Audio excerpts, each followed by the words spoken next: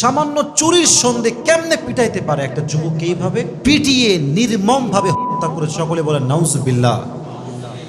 চুরির বিধান তো হত্যা নয়।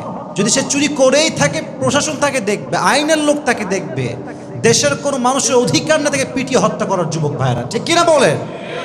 তোফাজ্জল একজন অসহায় যুবক, একদম অসহায় ছেলে। তার প্রথমে বাবা মারা গিয়েছে, তারপরে মা মারা গিয়েছে, তারপরে তার শেষ সম্বল তার ভাই, পুলিশের একজন এসআই ছিল, তার ভাইটাও মারা গিয়েছে। সবাইকে হারিয়ে ছেলেটা ভারসাম্যহীন হয়ে গিয়েছে, মানসিকভাবে ভারসাম্যহীন হয়ে গিয়েছে। সে কোনো জ্ঞান নাই তার ভেতরে, সে অনেকটাই মানসিক ভারসাম্যহীন যুবক। এই যুবককে যারা পিটিয়ে হত্যা করেছে, এরা ব্রিলিয়ান্ট শিক্ষার্থী হতে পারে, এরা ভালো ছাত্র হতে পারে, বাট এরা ভালো মানুষ হতে পারে না। যুবক ভাইরা ঠিক কিনা বলেন? আমাদের দেশ স্বাধীন হয়েছে এই যুবককে পিটিয়ে হত্যা করার ফুটেজ দেখে, ভিডিও দেখে, তার ছবি দেখে I remember the story of Abrar Fahad. আমার কাছে আবরার ফাহাদের কথা মনে হয়েছে। তাকেও তো সেই নির্মমভাবে পিটিয়ে হত্যা করা হয়েছে। তো শেষ সময় তো আমাদের দেশ স্বাধীন ছিল না, তো শেষ সময় যুবককে পিটিয়ে হত্যা করা হয়েছে, আজকেও হত্যা করা হয়েছে। তার মানে বোঝা গেল আমাদের দেশটা নামে স্বাধীন হলেও প্রকৃতপক্ষে আমরা স্বাধীন এখনো করতে পারি নাই। যুবক ভাইরা ঠিক কিনা বলে? এটার বিচার করতে হবে। যত এক্সট্রা জুডিশিয়াল কেস আমাদের দেশে হবে, প্রত্যেকটা হত্যার বিচার আমরা করবই করব বলে সবাই ইনশাআল্লাহ। যদি এই হত্যার বিচার না হয়, যদি এটার সঠিক রায় না আসে, তবে দেশ স্বাধীন হওয়ার কোনোই মানে হতে পারে। কোরআনে আল্লাহ তাআলা বলেছেন, ওয়ামাই ইয়াকতুল মুমিনা মুতাআম্মিদান ফাজাযাউহু জাহান্নাম। যেই মুমিন বান্দা কোনো মানুষ হত্যা করে ইচ্ছাকৃতভাবে, তার শেষ ঠিকানা হয় জাহান্নাম। বলেছে একজন, তিনি কে?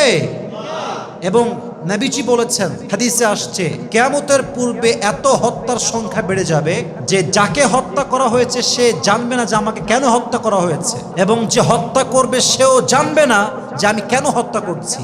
The same thing happened in this case. যারা মেরেছে তাকে বলা হচ্ছে, আপনি কেন মারলেন? সে বলছে, ভাই আমি আবেগের বশে মেরে ফেলেছি। তার মানে বোঝা গেল, যেই শিক্ষা আমাকে মানবতার শিক্ষা দিতে পারে নাই, যেই শিক্ষা আমার মাঝে ন্যূনতম মনুষ্যত্ববোধ তৈরি করতে পারে নাই, সেই শিক্ষা দিয়ে আমি কখনোই আল্লাহর প্রিয় বান্দা হতে পারবো না। যুবক ভাইরা ঠিক কিনা বলেন?